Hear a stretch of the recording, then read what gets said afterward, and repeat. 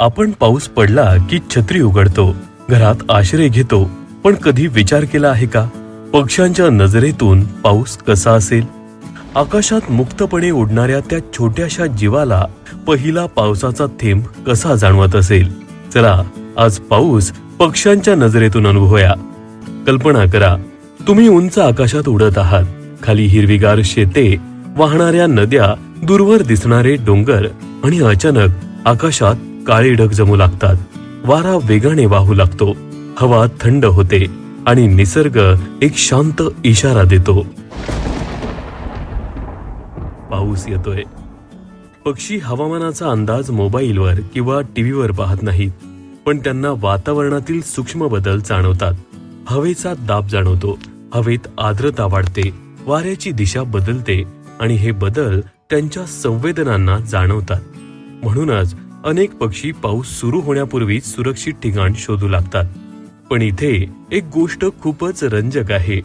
पावसापूर्वी फक्त पक्षीच बदलत नाहीत, तर कीटकांचंही वर्तन बदलतं.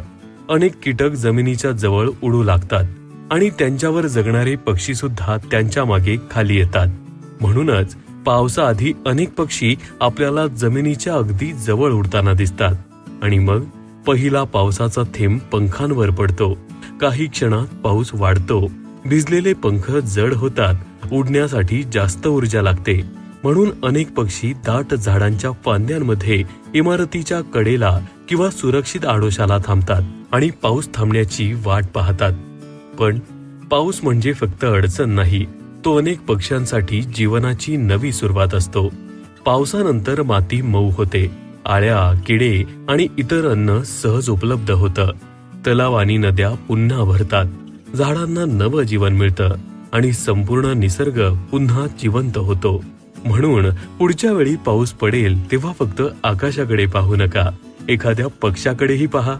कारण आपल्यासाठी पाऊस हा फक्त एक ऋतू असतो, पण पक्ष्यांसाठी तो जगण्याचा एक महत्वाचा भाग असतो. निसर्गाला समजून घेतलं तर त्यातील प्रत्येक क्षण आपल्याला काहीतरी नवीन शिकवून जातात.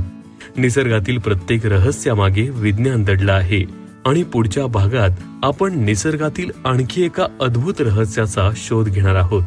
योगदान फाउंडेशन, जिथे प्रत्येक प्रयत्न हा निसर्गासाठी असतो.